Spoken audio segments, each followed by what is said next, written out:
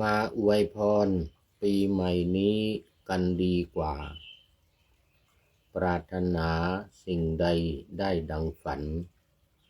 สิ่งใดเคยขุ่นข้องหมองใจกันมอบอภัยวันใหม่พลันฉันไมตรีทำความดีไม่ถือดีไม่ยึดติดความคิดชั่วพ้นจากจิตจงนายหนีมีจิตใจใสสะอาดตลอดปีอุเบกขาพึงมีประจำใจขุดอาฆาตขุ่นแค้นใจเอาไปทิ้งเมตตาจิตสงบนิ่งสะอาดใสมีปัญญาป้องกิเลสเหตุจันไรพรปีใหม่ประเสริฐศรี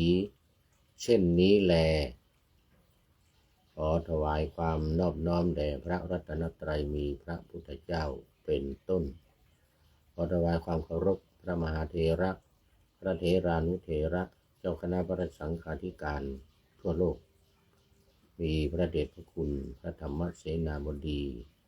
เจ้าคณะภาค7วัดพระธาตุดอยสุเทพเป็นต้นและขออำนวยพรแด่ท่านผู้ฟังท่านผู้ชมสาธุชนพุทธบริษัททั้งหลายวันนี้รายการพระไตรปิฎกลอยฟ้าขออภัยรายการธรรมทัศน์ของวัดพระธาตุดอยสุเทพออกอากาศทางสถานีวิทยุวปท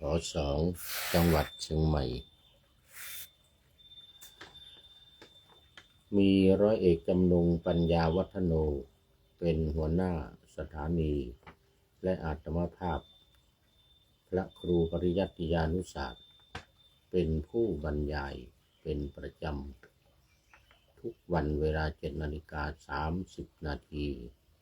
ถึง 8 นาฬิกาโดยประมาณวันนี้ก็บันทึกเสียงล่วงหน้ามา1 วันจากวัดพระธาตุดอยสุเทพอันดับแรกก็ขออนุโมทนาประชาสัมพันธ์เกี่ยวกับเจ้าภาพที่มาถวายภัตตาหารเพลและน้ำปานะแก่พระภิกษุสามเณรในโครงการอบรมฝึกหัดพระภิกษุปาติโมกข์และสัมมนาพระธรรมวินัยของคณะสงฆ์ภาค 7รุ่นที่ 1/2569 ณ วัดพระธาตุดอยสุเทพ2 เดือนตั้งแต่วันที่ 24 กุมภาพันธ์เป็นต้นมาจนถึงปัจจุบันและจะดำเนินการไปถึงวันที่ 24 เมษายนนี้วันที่ 15 เมษายนก็มีเจ้าภาพภัตตาหารและน้ำปานะคือพระครูสิริพัฒนคุณวัดแสนฝางอุทิศส่วนกุศลถวายไปหาพระครูประจักษ์พัฒนคุณนี่วัดแสนฝางท่านพระครูสิริพัฒนคุณเนี่ยนี่นักสวดเจริญพระพุทธมนต์สวดเก่งมากสืบทอด เจตนารมณ์ของพระเดชพระคุณหลวงพ่อพระครูประจักษ์พัฒนคุณซึ่งเป็นนักสวดเจริญพระพุทธมนต์นี่นะสวดมนต์เก่งมากวัดแสนฝางนี่ท่านพระครูประจักษ์พัฒนคุณนี่เป็นอันดับหนึ่งของจังหวัดเชียงใหม่เลยทีเดียวเรื่องของการโดยเฉพาะสวดมนต์ตันเวลามีงานพุทธาภิเษกหรือเถราภิเษกหรืออะไรงานเจริญงานอายุวัฒนมงคลใหญ่ๆก็จะมีการสวดมนต์ตันเขาเรียกว่าก็คือสวดเจริญพระพุทธมนต์แบบเขาเรียกว่า12 ตำนาน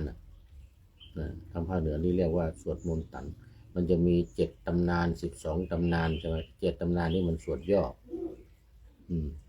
แต่ละบทนี่ก็ย่อเอามาตรงกลางบ้างหัวท้ายมาบ้างอย่างเงี้ยนะ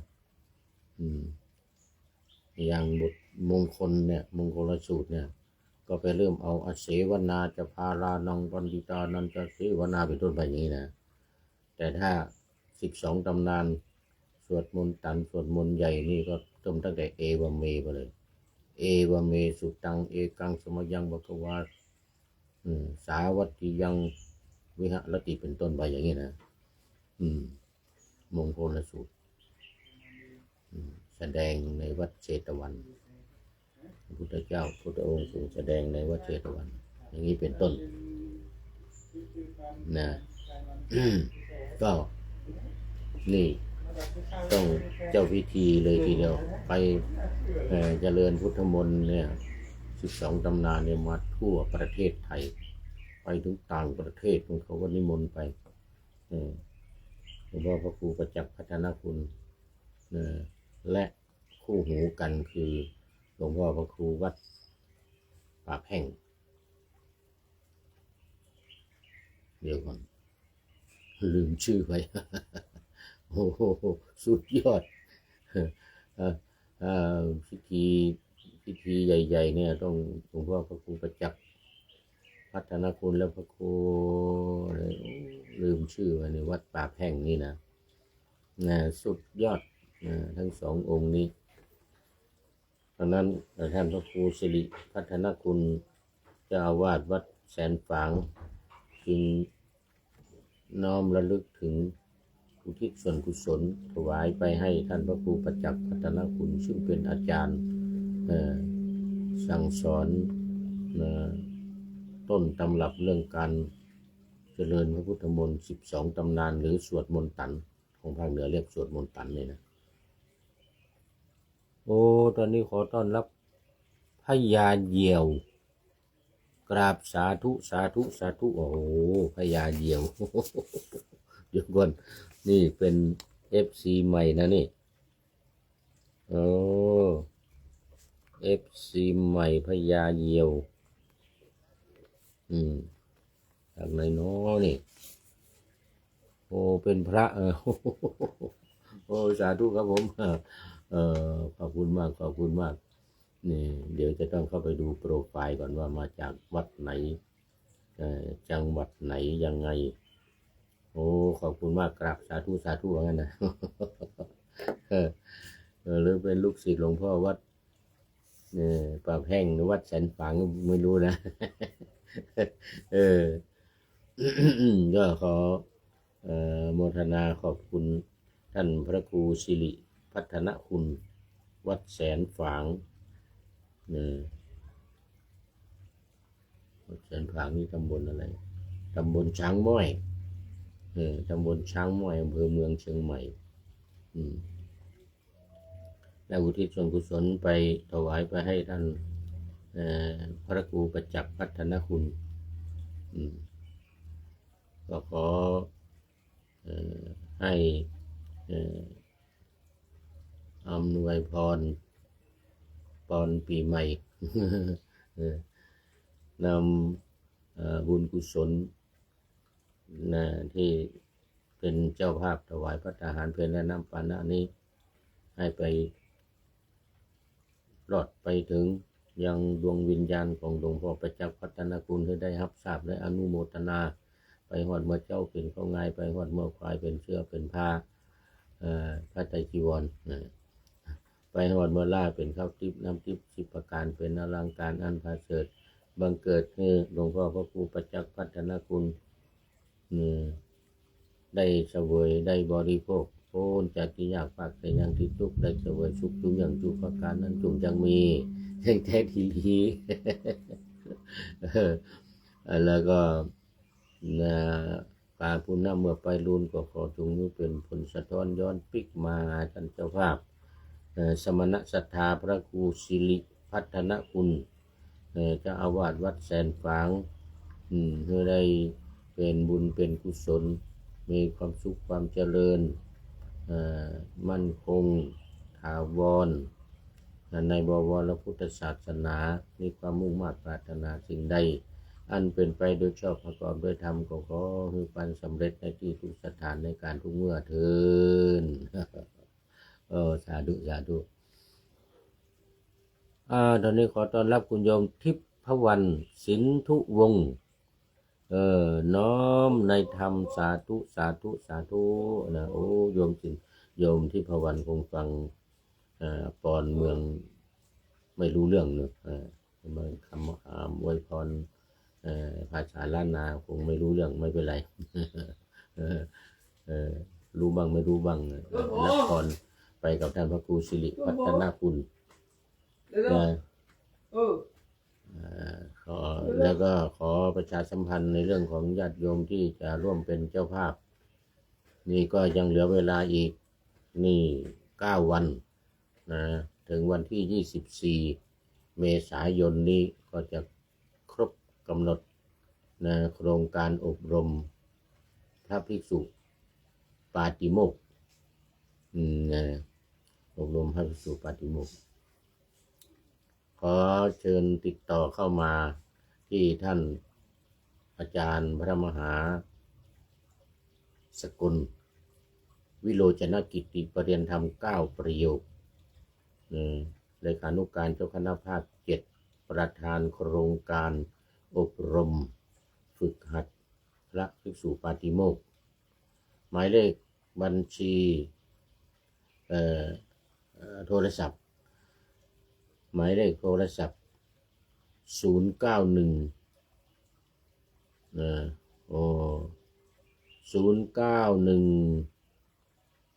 859 9053นี่0918599053ติดต่อเข้ามาโดยตรงเลยและท่านพระครูและท่านอาจารย์พระมหากิตติพงศ์ฐานกโรวัดพระธาตุศรีจอมทอง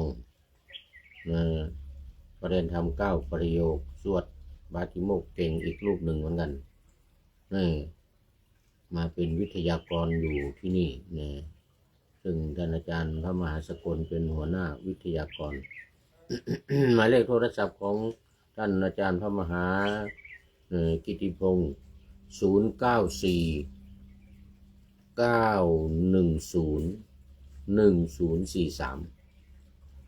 094 910 1043ติดต่อมาโดยตรงเหลือเวลาอีก9 วันเป็นเจ้าภาพหรือเป็นเจ้าภาพร่วมหรือทั่วไปบริจาคร่วมในโครงการทั่วไปไม่เจาะจงเป็นภัตตาหารหรือเป็นน้ำปานะเป็นวันหรือเป็น 3,000 4,000 อะไรก็ได้ตามเจตนาศรัทธา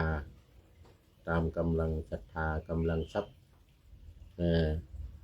200 300 500 1,000 2,000 3,000 5,000หรือเป็นหมื่นก็ได้จะใช้จ่ายในโครงการเหมือนเมื่อวานมีท่านพระเดชพระคุณหลวงพ่อ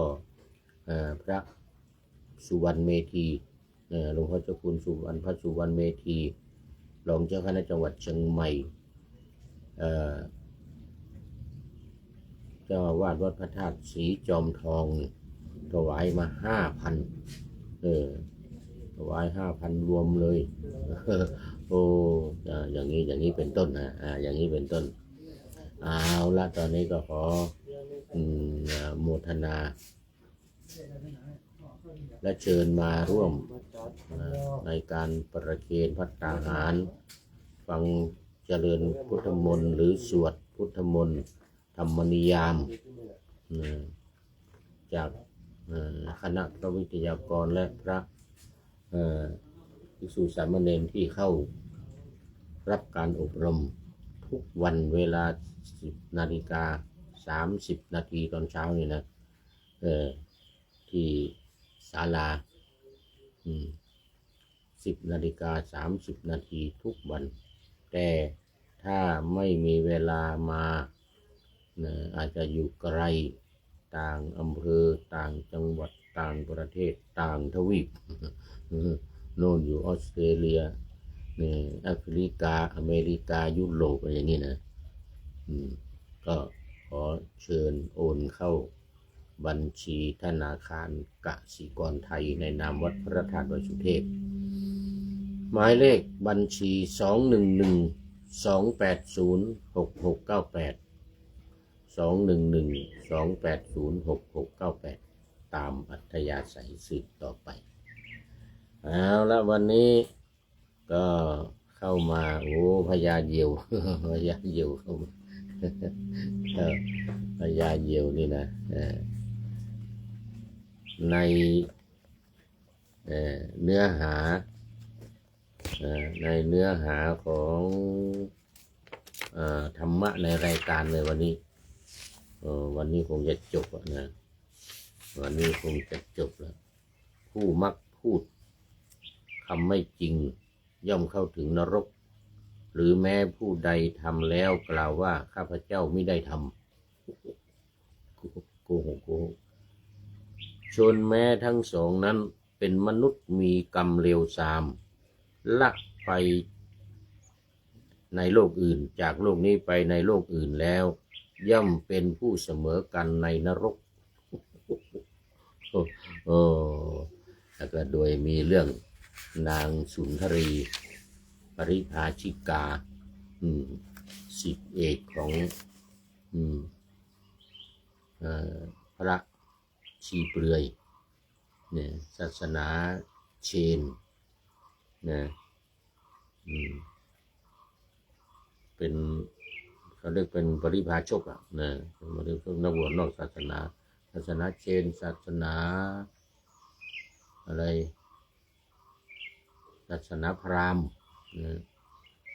ที่เป็นฤาษีชีไพรอะไรทั้งหลายเนี่ยนะเรียกว่าเดียรถีก็แล้วกันเดียรถีนี่คือ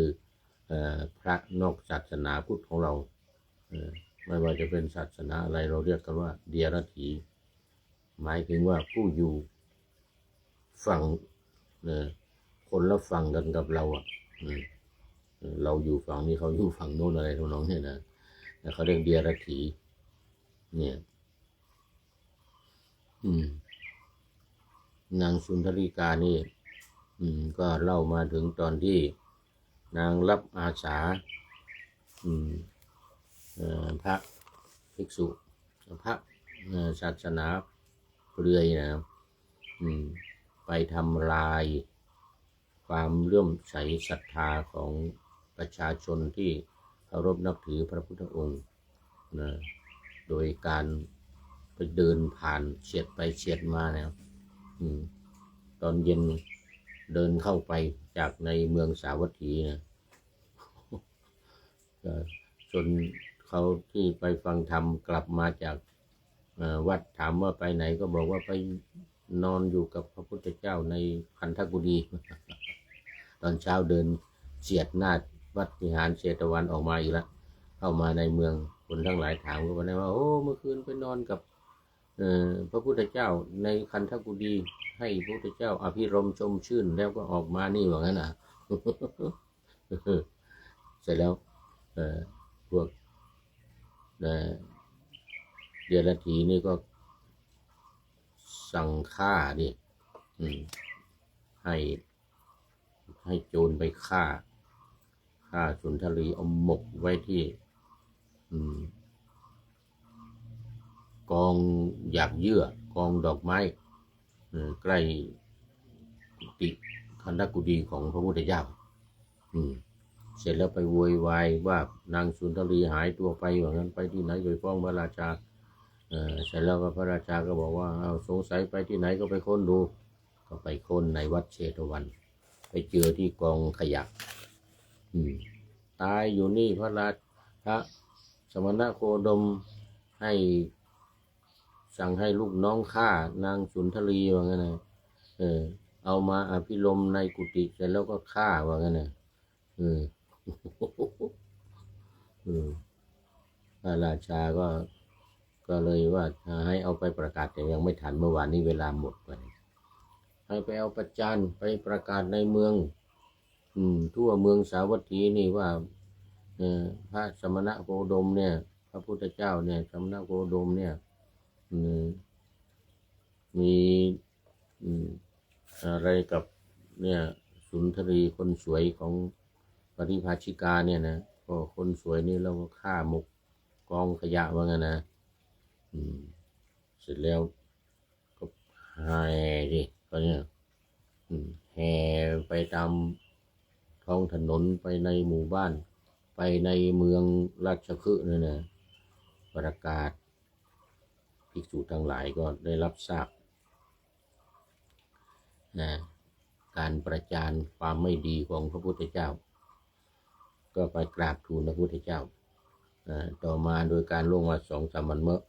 มื่อวานเนี่ยนะถึงเล่าวันถึงที่นี่นะเมื่อวานนี้วันนี้เรามาต่อว่าล่วงไป2-3 วันพวกเดียรถีก็ที่ฆ่านางสุนทรีเนี่ยนะ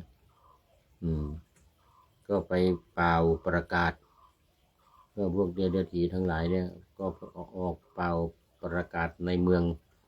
สาวัตถีถึงความชั่วร้ายของพระพุทธเจ้าของพระพุทธเจ้าซ้ำอีกกล่าวคำเป็นต้นว่าขอท่านทั้งหลายจงดูกรรมของพวกสมณะสักยบุตรเถิดว่างั้นนะตามถนนในพระนครไปยังทวารประตูของพระราชนิเวศอีก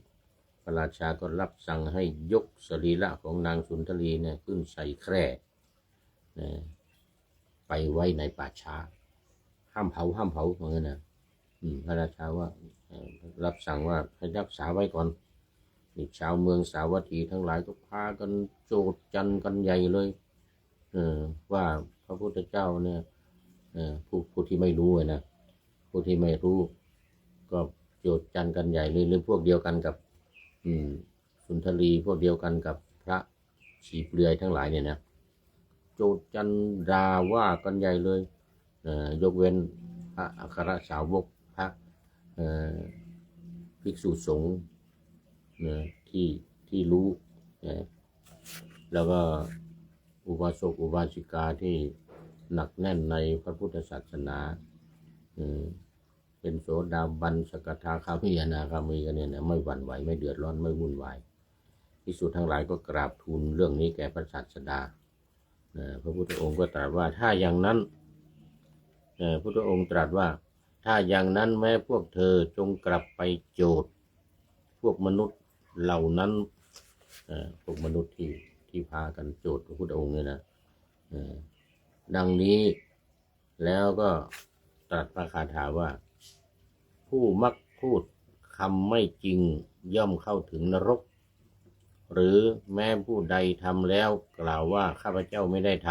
ำจนแม้ทั้งสองนั้นเป็นมนุษย์มีกรรมเลวทรามจะละไปในโลกอื่นแล้วย่อมเป็นผู้เสมอกันคืออยู่ในนรกด้วยกันทั้งสองคนทั้งสองประเภทนี้นะจบพระธรรมเทศนานี้จบพระธรรมเทศนาจนเป็นอันมากก็บรรลุอริยผลทั้งหลายมีโสดาปัตติผลเป็นต้น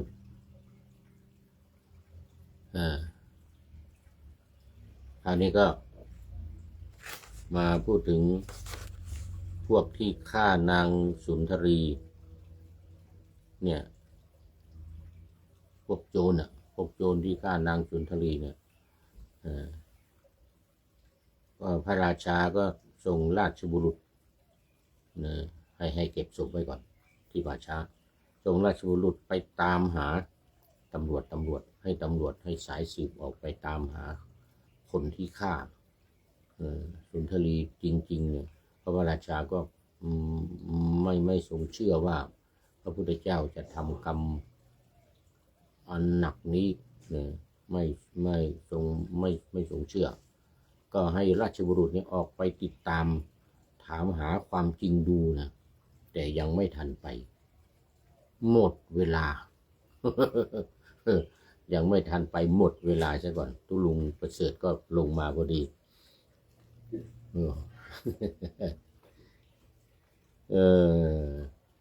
นี่ เอาไว้ต่อวันพรุ่งนี้เอาไว้ต่อวันพรุ่งนี้นะวันนี้คุณโยมทิพวรรณสินธุวงศ์ก็เป็นท่านสุดท้ายเข้ามาในรายการเข้าสู่เส้นชัยของรายการแล้วก็มีพญาเหยี่ยวอีกรูปหนึ่งพญาเหยี่ยวขอโมทนาสาธุเป็นอย่างยิ่งเรามาดูข้อคิดท้ายรายการวันนี้นิดหน่อยเป็นพรปีใหม่เป็นพรปีใหม่ได้จากผู้ใดหนอแลเดี๋ยวดูกันโอ้คุณพิสิทธิ์ศิวิไลพิสิทธิ์ศิวิไลหน่วยอวยพรปีใหม่ว่ามาอวยพรปีใหม่นี้กันดีกว่าปรารถนาสิ่งใดได้ดังฝันสิ่งใดเคยขุ่นข้องหมองใจกันมอบอภัยวันใหม่พลันฉันไมตรีทำความดีไม่ถือดีไม่ยึดติดความคิดชั่วพ้นจากจิตจงนายหนีมีจิตใจใสสะอาดตลอดปีอุเบกขาพึงมีประจำใจขุดอาฆาตขุ่นข้องใจเอาไปทิ้งเมตตาจิตสงบนิ่งสะอาดใสมีปัญญาป้องกิเลสเหตุจันไร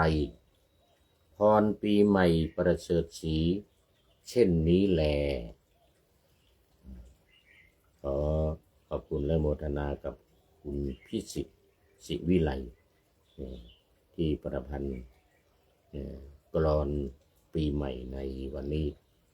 เป็นอย่างยิ่งขอนำรายการธรรมะทัดไปก่อนแล้วจะย้อนมาใหม่ในวันหลังเพื่อให้ท่านทั้งหลายได้รับฟังพระธรรมเทศนังเหมือนดังเดิมเป็นธรรมะจากพระไตรปิฎก3ธรรมบทอันงดงามบรรยายเสริมอธิบายใจความเหมาะมาต่อเติมยกนิทานดั้งเดิมเสริมบทธรรมขอทุกท่านสุขกายสบายใจปรารถนาสิ่งใดอันเลิศล้ำจงเพิ่มพูนตามบุญงามและตามกรรมที่ได้บำเพ็ญไว้ทุกประการขอเจริญพร